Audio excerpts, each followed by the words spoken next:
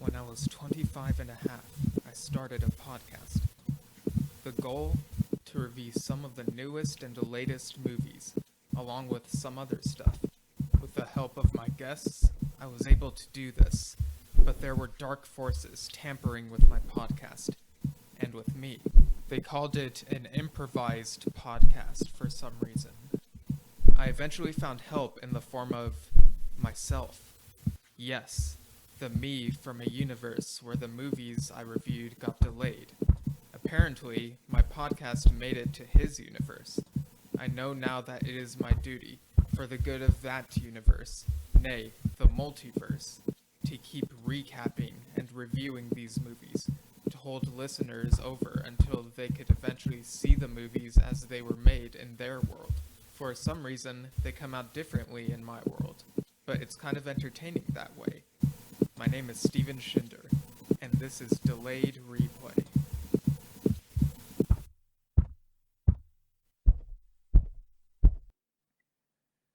Hello, listeners. Welcome to another exciting episode of Delayed Replay, that podcast where we talk movies. I'm your host, Steven Schinder, and joining me once again to talk about the latest Fast and Furious movie, which came out earlier this month in our reality, it is Greg. Hello, I've come to walker you through this. I have a friend who, if she were here, would say that was bad and you should feel bad. I definitely feel bad about that one. But yeah, so this 10th Fast and Furious movie is called FastX, which I guess they wanted it to be like SpaceX, which I guess makes sense.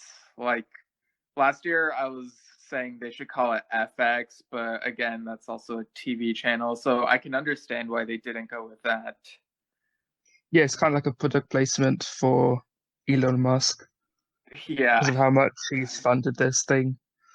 Yeah, like he even appears in this one, but we'll get there.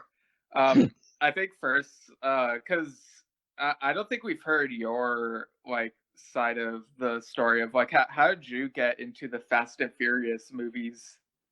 Well, my dad had them when I was younger, so I just like stick them on sometimes when I was young, probably like, I don't know, 11. So I started quite young watching them, and it always felt weird because like there's lots of like gratuitous, not like sex scenes, but like all the clubs and stuff. I felt really weird watching it. Like the mum would come in and just watching this Right. club. Yeah, because they're not R-rated; they're PG-13. Yeah, But like yeah, if they're, you're they're 15 here. but like if you're really young, it can be like there's some scenes where you're like, oh, should I be watching this? Because like Yeah, they're really into each other or whatever. And yeah, yeah, I've seen these movies quite a few times. yeah. And like I've said before on the F9 episode, I remember my family watched the movies like while I was growing up, and so I caught glimpses of them. But it wasn't until like the maybe early 2010s I started trying to watch them. And yeah, like I've said, the movies don't interest me that much as they do other people, but I do love the animated series on Netflix, which is called Fast and Furious Spy Racers. Yeah, I haven't entered that realm yet. Yeah, the humor. I still enjoy watching the first movie over and over again. Yeah, the humor of the show is really like my type of humor, so I highly recommend it. But like the titles of the movies, it's really weird how much they've changed over the years. Like it's not really consistent, is it? No, like the first three have no number. Well, the second one's got numbers in, but it's got two numbers in it. Yeah. So is it four? Is it two? I don't know. Yeah, like you start with the Fast and the Furious, and then you get Too Fast, Too Furious, which is like that title is just very memeable. We joke Yeah, about it all the there's time. two twos. Yeah, two twos. Yeah, and then Fast and Furious Tokyo Drift, which felt like a sidestep because it followed other characters. So some people didn't like And that one that it's much. and it's set after all the movies that come out afterwards. Yeah, because then we get Fast and Furious, and then Fast Five, which becomes more of a heist thing than a racing Oh, that thing, was fun. I think. Yeah, with the that's the one with the massive vault that they had to lug around the roads, and then it just like takes out everything, Yeah, I do remember and that. it's all Yeah, and it was all practical. I was like, well, there was a car inside the vault. That's how they did it. It looked insane. Yeah, I think the fifth Pirates of the Caribbean movie tried to do something like that, but it just wasn't as good. Like it was, Was it the fifth one? I think it was much earlier than that. Because yeah, I know what you're talking I about. think it's the fifth one. It's Dead Men Really? Tell No Tales. Or as we call it, Salazar's Revenge. Oh, that's right. It's a different title over there, isn't it? Yeah. Yeah. I mean, either way, it's the worst Pirates movie, but yeah. Of course, yeah. The first three are good. Fourth one's meth with the mermaids. That was Actually, weird. I actually like the fourth one more than the second one, but I think it's because like the second one feels very much like the first half of a two-parter, and like usually I end up not liking the setup Yeah. movies too much. Yeah, because But don't they yeah. literally go into one another at the end? Yeah, like 2 and 3 were filmed back to back. It's basically seven and eight, isn't it?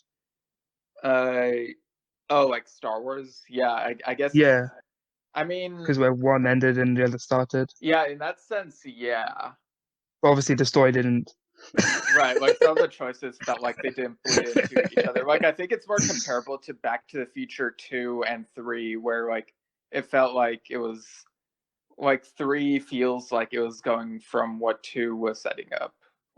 I mean, that trilogy was great. They all linked very well together. Yeah, I love the Back to the Future trilogy. I was going to buy a steelbook collection of it, but I was thinking like I would never watch it as much as I would watch other movie series. Like I've got all the Fast and Furious. I've got a Fast and Furious collection. I've got a Star Wars collection. I've got Harry Potter, and then The Hobbit and The Lord of the Rings as well. But no Back to the Future. I'm sorry. I mean, it does. What does this thing look like? I'm like Googling what it looks like now. I'm curious. It looked quite nice. It's got the car in it. It's all Yeah, blue. the DeLorean. Yeah. Oh, okay. It's the 35th anniversary. Yeah, Yeah. that one. Oh, yeah. That looks quite nice. Yeah. I mean, it's kind of weird because I'm used to thinking of the DeLorean being gray, but like I guess because of the lighting on these covers, it looks bluish. I do like how the covers, like on the third one, for example, like the background changes to like Old West Hill Valley, which that's pretty cool. But like the car is consistent across the three covers. But anyway, so after we get Fast and Furious 6, and then Furious 7, and then the Fate of the Furious, which I thought was clever because it's like Yeah, F8. Fate. Yeah. Yeah, and then F9, which is kind of a boring title. A mini skipped one, but that's okay. Wait, what? Fast, Hobbs and Shaw came out between Oh, that's right. 8 and 9, Fast and Furious presents Hobbs and Shaw. which is the worst one. Yeah, I I don't know. didn't like it because it didn't feel like a Fast and Furious movie at all. Like the only car chase was at the end. I was like, no, there's no cars in this movie. I think their dynamic was funny. Yeah, well, that's not what I want from a Fast and Furious movie. I just want cars chasing each other. I mean, it's a spin-off, so it can be whatever. Yeah, But like, I guess if it's like not the type of thing you're into, you don't need to watch it. But it's whatever. yeah, I prefer the main series. Right. And then we get Fast X, and yeah, it's like I feel like if at this point the inconsistency of the titles is the consistency, like it would be weird if they started having the titles line up with each other pretty well. Yeah, try having a steelbook of this whole thing, and like you just don't know which order they go in. It's like, what? Yeah, because Tokyo Drift takes place between the 6th and 7th one. So it's like, do you want to watch it in release order or chronological order or what? It's weird. Yeah. We get into Fast X, and I quite like how it picks up from like, well, so back in F9, for those who've like listened to the F9 episode and like also seen it in our reality, it probably happens differently in that other universe, but in this reality, so at the end of F9, Dom and Jacob, played by John Cena, like reconciled. And so I like how the beginning of Fast X begins with Jacob visiting Dom and his wife and their son, and they're like playing with like Hot Wheels cars and a toy space shuttle thing. Like I thought it was a nice family moment. Yeah, and obviously the space shuttle is linked to the actual story of this movie. Yeah, it's like So it's like a foreboding. Not foreboding, foreshadowing. yeah, it's like obvious Yeah. foreshadowing. Yeah. Wrong word, sorry. It's not foreboding. Right, you got the other forward in there, but yeah. So Yeah. then Dom does like a group video call with like his friends from like who've been in all the other movies. Like you got Han, you got the normal people, like Ludacris is amazing. yeah, and Michelle What is Rodriguez. in universe name? Yeah. And I don't know what his in universe name is. yeah, I think it's Ted. I think Tej is Ludacris. Yeah, Tej is Ludacris. Roman is Tyrese Gibson. Yeah. Oh, that duo is amazing. Any scene they're in together is hilarious. Like the scene in 6 when The Rock comes back home and then like it says, "You better hide your baby oil. You better hide your big ass forehead," and just laughs. Please tell me you remember that scene. Vaguely, like yeah. Oh, I've seen that. I've seen that so many times. Yeah, because that wasn't scripted when he spat out. Oh, it Because was improvised. yeah, the whole thing was improvised. Nice. Yeah, I love improv. Of course you do. So we also get a video call between Dom and his cousin from the animated series, Tony Toretto, played by Tyler Posey. I don't know if you've ever seen the Teen Wolf TV show, but Tyler Posey played the main character in that. And so No. and so like I thought it was cool to see him in live action form in this video call, and he's talking about how he and his spy friends are looking for Rafaela, which like he mentions Paris and some other locations, and so it's kind of like it feels like it ties into the beginning of season 4 of Spy Racers, which just came out. So I thought that was a neat connection. Yeah, I've not seen Teen Wolf. I'll just say that. That's my only word for that. Yeah, that's fair. I mean, it's one of the TV show adaptations where it's like a rare exception where I feel like it's better than the movie that it spawned from, because the original movie is more of a comedy and there's not much of a character arc, but the TV show, from what I remember, like I've seen most of it, but I didn't finish it. Like I got up to the Dread Doctor's storyline, but it was like darker and well, I mean it was on MTV, so obviously you have like some of the annoying teenage stuff, but and like Yeah. music video like scenes, but it did have really cool music and some interesting like story arcs and all sorts of different antagonists, like supernatural stuff, and like it had like its own mythology, which felt like it felt like a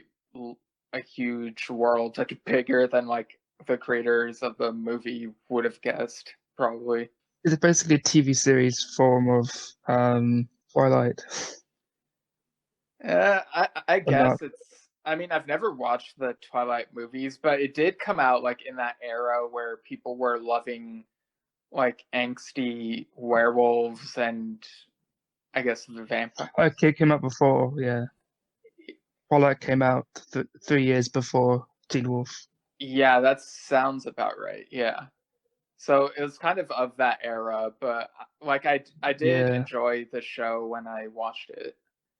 But yeah, anyway, getting back to FastX, they get a call from Elon Musk who says that he wants them to test out like his FastX program vehicles. And so they go over and like he shows them like these hover cars, and one of them even looks like the DeLorean from Back to the Future, and like I thought that was like a nice homage.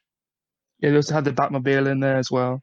Right, he just collecting all these Yeah, cars. like you got the Batmobile, you got Herbie, like from the Herbie movies, obviously. Got Bumblebee as well. Yeah, and like this actually later turns out to actually be Bumblebee. Like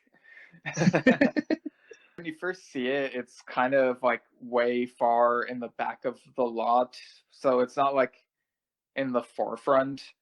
But Yeah, you have to really look to see it. yeah, because like I guess they didn't want to like spoil the surprise right away. But first we get like Dom and his friends and family and whatever are like testing out these hover cars. Like they get in a plane, and like Roman and Tej are like really upset about having to like fall from like that huge height, but like once the engines kick in, it's like okay, yeah, it's flying. Yeah, he hates heights. We know that. Yeah. And so Elon Musk is like after they test all of these things, he's like, now what I really want to talk about is this threat that's out there in space. And that's when he introduces them to Bumblebee, who like briefs them on like the Autobots and Decepticon stuff that's like going on. And this kind of feels like it could be in either continuity, like it could be either the Bumblebee timeline or the like Transformers movies timeline, like the main ones. Like it kind of felt like they didn't want to nail down a specific one, but John Cena's character does mention his dad talked about Transformers and stuff like that, because like John Cena played the character from Bumblebee, so yeah, it's kind of weird like doing the crossover in this way. Just having these Transformers just randomly appear in this movie. Yeah, because like we did see Transformers like cars in F9, but they didn't call them Transformers outright. So I guess in this one it's like confirmed like okay, they're Transformers. And so because we later see the ones that had flown out into space in F9, like one of them looked like the Iron Giant even.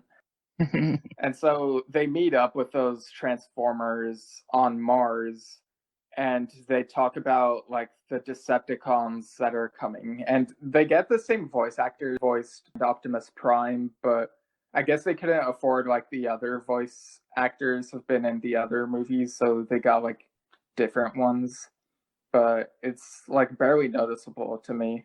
Yeah, Peter Cullen voiced Optimus Prime, and Bumblebee was because like Bumblebee's a radio. Yeah, Bumblebee is using the radio in this form Right. because doesn't he gain his voice box back in the original Transformers movies? Think so. Yeah. Yeah, so this must be from the other Bumblebee timeline. Yeah, I don't know. I guess it's kind of ambiguous, but it could be. So they're on Mars, and they're like the Decepticons arrive, and so they like basically drive across Mars and try to like shoot at the Decepticons, and they're just like causing all this chaos. Like they're pretty much blowing up like much of Mars, which I'm sure is an eyesore for people like into space exploration who want to like go to Mars and not see it damaged. Because Mars is quite sandy, so the vehicles that they use are quite cool. I think. Yeah, like one of the vehicles looked like a rover, but the size of a car that you can actually drive. Yeah, and then because obviously shooting in space doesn't work, so you just see them ramming the cars like off ramps and stuff into the Transformers. Yeah, like when they're on Mars, they're able to shoot, but when they like fly up into the space above Mars, they have to like ram into them. Like it's basically like when Anakin tries to get the buzz droids off of Obi-Wan, but they're like intentionally trying to like ram Yeah. into each other. Yeah, it doesn't go too well. Yeah. So then like the Transformers like pick up the cars and like stare at like Roman, and then Roman's just like, oh, I need to go. Yeah. It's just too much for me. Just crying. Yeah, they have to like give him a pep talk to like get him back on track, because he's like, we've been through a lot of shit, but these giant ass robots, like it's just too much. I like the submarine when I was hanging off the door, but no, this is too much. Yeah, he's like, we're in space and shit. What is this? And at one point, we see Michelle Rodriguez use like she uses like this mech suit type thing, which looks like it's from Avatar, which is funny because like she was also in Avatar, the James Cameron one. Oh no. So yeah, the Mars, like I thought this Mars sequence was kind of cool, but I thought it was kind of drawn out. Like it could have easily just been 5 minutes instead of like the 20 minutes that it ended up being. I mean, more action the better for me.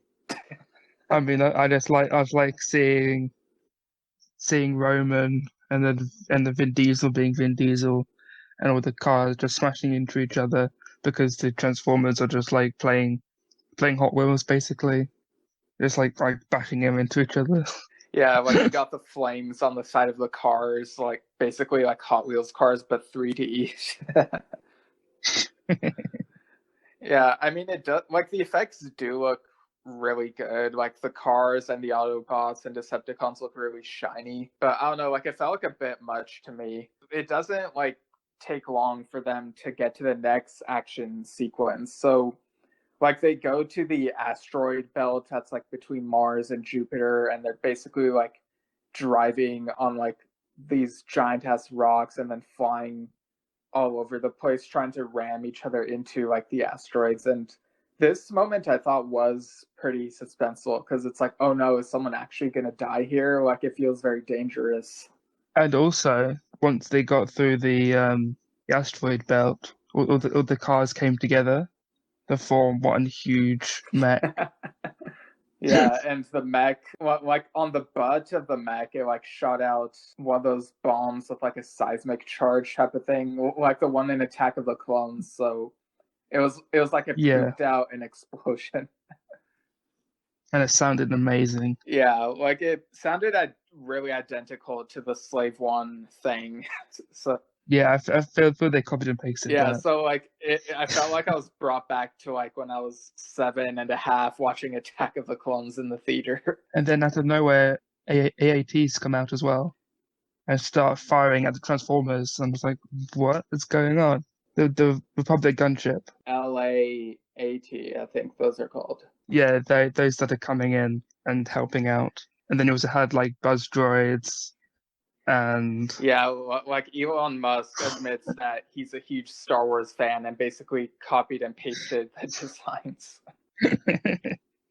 Because like you had the Vulture droids, yeah, bombers. Yeah, like they even had TIE fighters, and I was like, this is basically Ready Player One for yeah. for Fast You and also Furious. had like the AT-ATs, but they could fly this time, which. Yeah, they fly now. Which when you think about it, why aren't there AT-ATs that can fly in Star Wars? Like, why are they just... Yeah, just put rockets on their feet. Yeah, like, why are they just like feet confined rockets to the ground? So yeah, like all these things are shooting at the asteroids until like they become pebbles, basically. And this was a scene that really pissed off a lot of scientists when they watched this movie, because they're like, something like this would cause a cataclysmic event on Earth, but we're seeing none of that happen in this movie. Yeah, you'd expect the asteroids to come flying back at us. Yeah, like blown up meteors and stuff. Like it was yeah, like we'd basically be the dinosaurs at the end of their time, I guess. Isn't that what Elon wanted all along? To wipe out humanity. Yeah, he turned out to be the villain in this Yeah, movie. like that was the big twist in this movie. Like he was basically trying to cause, because like the act of blowing up the asteroids should have caused a cataclysmic event, and in real life it would have probably, but in this movie it's like for some reason like somehow it doesn't, and like he reveals his true colors and is like, I wanted to wipe out humanity by blowing up the asteroids. And it's really weird that Elon Musk would play a villainous version of himself. Like when they did interviews after the movie, he kept saying, "Oh yeah, no, that's just a fictional version of myself. Rest assured, I love humanity." And it's just this weird thing. Like it reminds me of when William Shatner was fine playing like a version of himself in Fresh Prince of Bel-Air, where he's like really mean and stuff. It's just having liberties with yourself. But I did like when Elon Musk had his like villainous speech, like at the top of his mech, because he put all the Transformers together, make one huge mech, and he in the background you hear "We Will Rock You" as rocks are flying, and he's busy doing a speech. Yeah. But what's really fitting about that song is that like as it progresses and like when the speech is done, we see Hobbs and Shaw come in, and obviously like The Rock plays one of them, so it's like, yeah, we will rock you. Yeah, he just like gives him a rock bottom. Yeah, so they all like try teaming up against him, and then like he eventually like it eventually comes at a standstill where it looks like a draw, and they've exhausted their forces against each other, and then Elon Musk is like, there's only one way to settle this. Has to be done old school on the racetrack. And so he shows them this race course in space that is basically the Rainbow Road from the Mario Kart games. Oh, I love that. That was so good. Yeah, like which of the Mario Kart games have you played? I played the one on the DS and the Wii, Okay, so not too yeah, I many. grew up on the ones for the Super Nintendo and the Nintendo 64, and I've also played the one for the 3DS, and I may have played the Nintendo Wii one with friends. But yeah, like that Rainbow Road is just classic. It's like the way they brought it It here was was like, it was fun seeing Roman fall off the track because you always do that so often when you're playing it, and see him fall off, and then one of the Transformers has to catch him, and he's like ah, yeah, and then like picks it back up and puts it back on the track. yeah, and I loved when Letty was like throwing shells and banana peels. It's like, wait, would this actually work? And some of the like Decepticons like slip on the banana peels, and it's like, this is really silly. Then you had the bombs as well, and then the rocket that just zooms you forwards. Like it just has SpaceX on the side. Yeah, and like Han, like when Han is flying in his vehicle, which is basically a spaceship, he's like, "Call me Han Solo," and you hear the Han Solo song from Kinect Star Wars. I'm Han Yeah, Solo. I love yeah, that that song. song is classic. Like they should have put it in the Yeah. end credits of Solo: A Star Wars Story. That would have been really cool. If it was the original cut, it probably would have. So like obviously this being a race, like everyone trying to like sabotage each other, like it's basically like the pod race and Phantom Menace. Like everyone's just like crashing and being picked off like flies until it comes down to just Vin Diesel and Elon Musk, like they're like neck and neck at the end and trying to beat each other. And so they're like ramming into each other like side by side, and like this, I thought this was like, I mean, I knew that Vin Diesel would live. Like his character's indestructible. He's not gonna die. But like, I really wanted to see the outcome of this. Like, I was just as dumb and stupid as the movie was up to this point. I was like invested in seeing how this race would end. Wanted Elon to win, didn't you? No.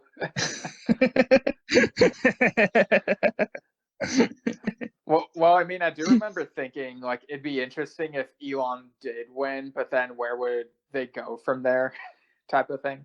They would resurrect him somehow. Vin Diesel returns. Right, but Vin Diesel wins by like just a hair, and then Elon Musk is like super upset. It's like, well, I guess he win fair and square, and like when they get back to Earth, they like have Elon Musk in custody, and the way they explain to the authorities like what happened, it's like this is very difficult to believe, but like Elon Musk confesses to like what happened because like the heroes won fair and square, and so whoever was like below him in the companies he's involved in becomes in charge of like everything, and it's like, yeah, I don't know, it's like really weird. Didn't help that Roman had video footage, but it was just like the camera was the wrong way around, so it was just him, his face. Yeah. Look, we got footage. It's like, oh, damn it. Yeah, like, it was like reversed. Like that, I thought that was hilarious. Yeah. Yeah, he's like gonna be put on trial, and like I don't know like what the outcome is gonna be, but like given that he's like super rich, it's like he might get away scot-free. Like the jury might not believe him or whatever, but like they don't really resolve that. They kind of leave that up in the air, at least for this movie. I don't know if maybe they'll like acknowledge it in an 11th movie or what, but everyone like goes home. Dom brings like he takes home like one of the cars, and it's like the one that looks like a life-size Hot Wheel car, because like his son loves Hot Wheels, and so like he's like, when you're old enough, this car will be yours, and like his son like really loves it. And then there's like this magic crystal that turns these Hot Wheels cars into real cars. Yeah, it's like this experimental crystal that Musk had, and like they stole it. Like they basically did a heist within this movie, but it like they only show up for like a couple minutes, like them stealing the crystal. And yeah, it like makes those Hot Wheels that his son has life size, so like they can drive them and whatever, and it's like super ridiculous. But then we get this scene where Vin Diesel, I keep calling him Vin Diesel, but like his character's name is Dom, but I just love saying Vin Diesel because yeah. Yeah, because Vin Diesel's real name is absolute trash. Yeah, Vin Diesel. Do you know his real name? I don't know his real name. I just know the character name and his actor name. His real name is Mark Sinclair. Oh wow, that sounds like really proper. Like it's not at all what I'd expect. Yeah, I know. And then he's like, "Oh yeah, I'm gonna be called Vin Diesel." I mean, it's basically like they called Dwayne and becoming, "Oh, I'm The Rock." I mean, it is a nice name, but like for an action movie star, I feel like Vin Diesel is more fitting. Yeah, I'm just trying to find his longest brother, Vin Petrol. Nice, and like it just appears in the 11th movie, Vin Petrol. Yeah, that'd be funny. And so, like, also like the Transformers say they're going back into space to deal with their own stuff. Like basically just leaving it ambiguous and being like, yeah, this crossover was fun, but it's done for now, I guess. And yeah.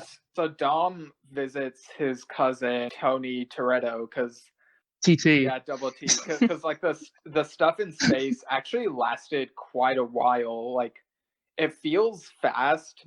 Like the amount of, well, I guess there's also the time they spent at like Musk's headquarters when they tested the stuff. So yeah, they came back and Tony was like 80 years old. Like, whoa, time went fast and furious. Yeah, but no, it turns out Tony was wearing like one of those convincing aging masks. Like he pulls it off like at the end of Silence of the Hands. It's like, oh, it's just like Yeah. young Tony. And then Vin Diesel takes his mask off and he turns to Elon Musk. Yeah, and then he's like, oh, but this is actually an Elon mask, and he takes it off. It's just Vin Diesel. That was Yeah, so bad. but, You should feel bad. But yeah, basically this movie spanned however much time Spy Racers season 4 spanned, because like Tony alludes to like going to Mexico at like the events of the 4th season. And so I thought it was a nice tie-in. And then but weirdly it changes from live action to that animation style as they continue their conversation and like walking around and talking. And then Brian, like, you know, Paul Walker's character, he comes in and it's like he's voiced by his brothers. It's like they combined their voices and like made it in such a way where it sounds more like Paul Walker, but like obviously they had to. It still sounds weird. Yeah, like it still sounds kind of weird, but like looking at the character model, it's like, yeah, that's Brian O'Connor, like Paul Walker's character. And I thought this was kind of an okay way to bring him in, like just for this scene where he's a 3D, like where everyone is 3D animated for this one scene and it doesn't feel out of place, unlike a certain CGI face in The Mandalorian in live action. Yeah, because in the 7th movie, they just used the brother and didn't do anything. Right, yeah. Like, when he tries to look at Dom, you can clearly tell it's not Paul. But, like, he doesn't talk or anything. So you know that, like, it doesn't sound not like him, because obviously he's not talking. Right, like I think you hear him say something like before it shows his face, and then you see his face, and like as they're driving, he doesn't say anything. It's just him smiling. Yeah, it's like, ew, you're not Paul. Right. So they have this conversation as animated characters, and I thought, like, I love this animation style, so it kind of worked for me, but it also just felt weird switching from live action to animation at the end. And they do like one last race against each other. Obviously, we don't see the outcome. They do like their final race together, like on the moon, because it's like nearby, and like Brian wants to use like one of the like space car things, and so yeah. I mean, it would have been better if Brian wasn't brought back, but it's okay. They can do what they want, I guess. Yeah, I get the feeling that it's just for this scene. Like if they do an 11th one, I don't think he'll be a main player. Like I think this was just like a little fan service thing that they did. It'd be like Fast 11, Brian returns. Well, like after all this space stuff, it's like where would they even go with an 11th movie? Because They go to the black hole, the really bad Disney movie. yeah, that movie is really bad. Like Not as bad as Johnny Mnemonic. Johnny Mnemonic was like so forgettable. Yeah, I don't remember anything from that movie. Yeah, so if they make an 11th movie, I think they've said that like the 11th one will be the last one. They always say that it'd be like the last movie, and then like 12 comes out. Yeah, like it's probably gonna depend on like how much money they make, right? But yeah. So at the end of this movie, like there's a post-credit scene where it's like a jungle, and then you see like the footstep of like T-Rex, and then it just ends like fade to black.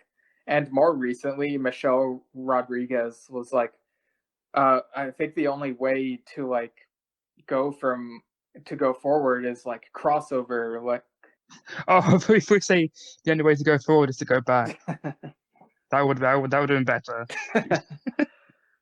Oh, so like time, missed time opportunity. travel to like yeah. I don't know. Like, so like I don't know if they're gonna go back in time to like dinosaurs, or if they're just gonna go straight into like a Jurassic Park or World crossover. Because Michelle Rodriguez did recently say that like it'd be fun to like have the two franchises cross over, like Fast and Furious and the Jurassic franchise, because they're both under Universal.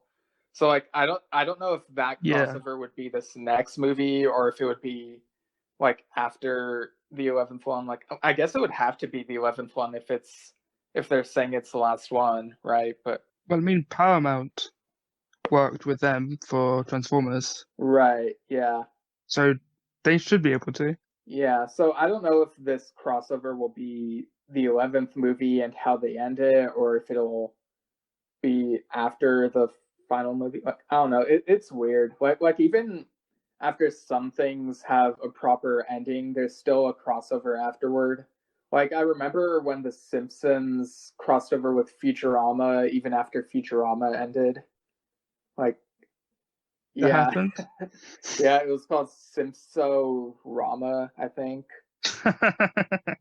That's Yeah, pretty funny. it was definitely better than the Simpsons and Family Guy crossover, the Simpsons guy, because in that, it felt like the Simpsons weren't even characters. Like, it was mainly focused on the Griffins, and the Simpsons were just kind of there. They were just flat background characters.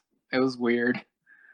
Well, what animation style was that one in? It used both animation styles, because the Griffins go to Springfield, and so obviously that location and everyone there look like the Simpsons animation style. But then you bring other Yeah. characters from Family Guy, and they're obviously the Seth MacFarlane animation style. And then I'm guessing the Futurama was the same thing, where it had different art Yeah, styles. like it was able to combine the two. Like they meshed pretty well, but it was just really weird, like having the two crossover, even though it's the same creator. Have you seen Disenchantment? Yeah, I have actually. Have you? That's amazing. Everyone in there is I amazing. mean, it's okay. Like I feel like it hasn't reached the heights of Futurama or the best seasons of The Simpsons. I mean, I'll put it just below Futurama. I haven't finished Futurama yet, but I do find Disenchantment Yeah, extremely Futurama funny. is top tier. And like when that show ended, Rick and Morty came along, and that felt to me like it was filling the void for me, like adult science fiction and animated show. But I do have a friend who like hates Rick and Morty and felt insulted when I compared it to Futurama. I didn't Yeah, watch Rick and Morty, but if you say it's on par, yeah, I I think should you'd probably love watch it. it. Yeah, I don't know where they go from here. Like, do you think the franchise, like the Fast and Furious franchise, has jumped the shark? Like, I don't know. What do you think of where it is now? I think it should go back to its roots. Like, just go back to being a racing movie. Like, the final one should just be like the first one, where it's just a street racing gang or something. Right. Yeah, because with that dinosaur tease, it's like, I don't know. Like, could they like do both? Could they do a crossover, but also become more down to earth in the movie? Because yeah, Down to earth. Because no Yeah. one's friends. It's like, can they have their cake and eat it too? Like, I don't know, like what they're planning to do. Yeah, they seem to get bigger and bigger, don't they? Big ambitions. Yeah, it's like they try to go But- bigger to the point where I don't really care as much about the characters because they basically make it just about the spectacle, and it's like, why care? Yeah. Yeah, it's like the Mission Impossible movies. What's the name? Tom Cruise just wants to do like bigger stunts until he dies. It's like, oh, he pulled his last stunt. Yeah, I still need to go through the Mission Impossible movies. The 7th one comes out this summer, and obviously there's gonna be delayed replay episode of that. Yeah, come to think of it, when it comes to a possible Fast and Furious and Jurassic crossover, I feel like it would be easier to, well, like in terms of like how it looks, I feel like it would look more natural to have Fast and Furious Spy Racers crossover with Jurassic World Camp Cretaceous, you know, the two 3D animated shows. I think those could mesh well somehow. Yeah. It could work. Is DreamWorks owned by Universal? I believe so. They can also cross over with How to Train Your Dragon. Like just flying Not gonna cars, lie. racing dragons. Yeah. And I'd just have want the that. dragons interact with the dinosaurs. Then the dragon try to get in the car. Yeah, I mean, they could do anything at this point, and it would be like as stupid as it may be, but whatever. At this point. Yeah, like at this point, it's like I'm too like I'm in too deep, so like I feel like I have to like watch whatever they churn out. Yeah. Like there aren't many DreamWorks stuff I haven't seen. I haven't seen Ants. Oh yeah, and I've seen A Bug's Life, of course. yeah, Bugs Life is like obviously those two movies were Pixar and DreamWorks competing against each other, but the tones of them are pretty different. Like Ants is a bit more adult. There are like some jokes that went over my head as a kid. And it also gets like really dark. Like you actually see like dead ants and like dying ants. It's My favorite DreamWorks movie will probably have to be movie. Flushed Oh, I Away. thought you were gonna say B movie. Flushed Away. I know, no, Flushed Away is probably my favorite. Yeah, I did enjoy Flushed Away. It was fun. I remember like when I was like growing up, I was like thinking of fan fiction ideas, and one of them was like a crossover between Ratatouille and Flushed Away, but I never got around to writing it. What, because rats in the sewers? Yeah.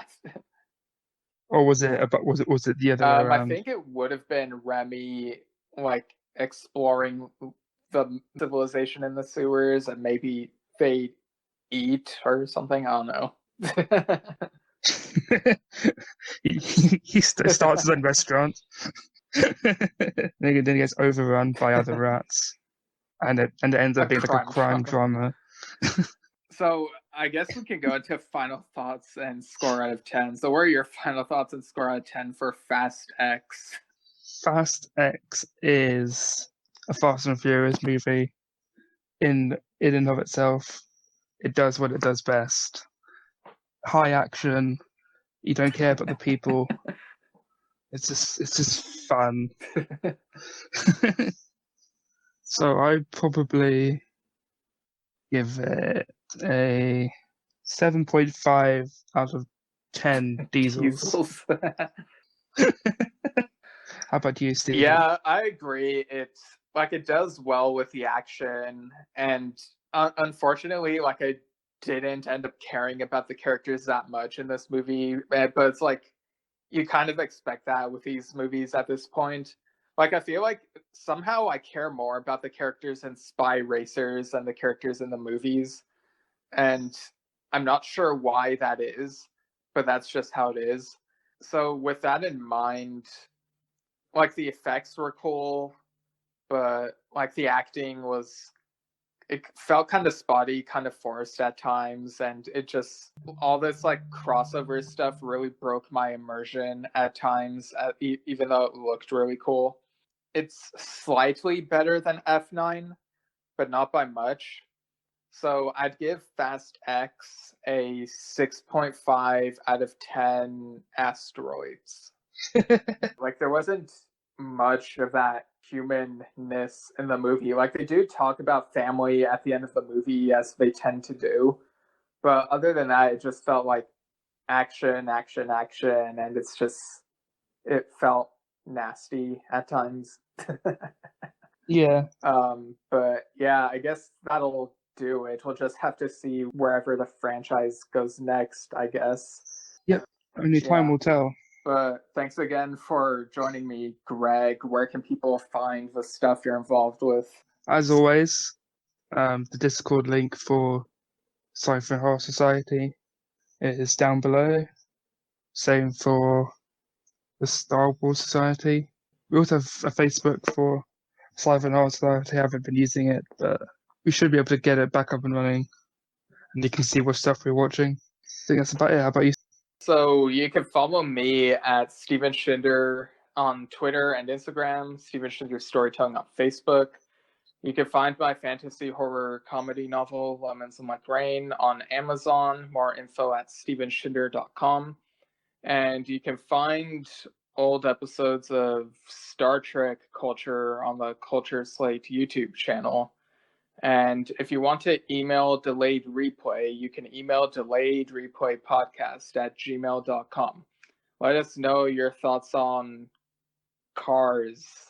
I don't know. Cars, the Pixar movies. Sure, why not? And next episode will be a bit of a surprise, I think. Like it'd take a while to explain right now, so I might as well just explain it like at the beginning of the episode that comes next. So without further delay, have a good day.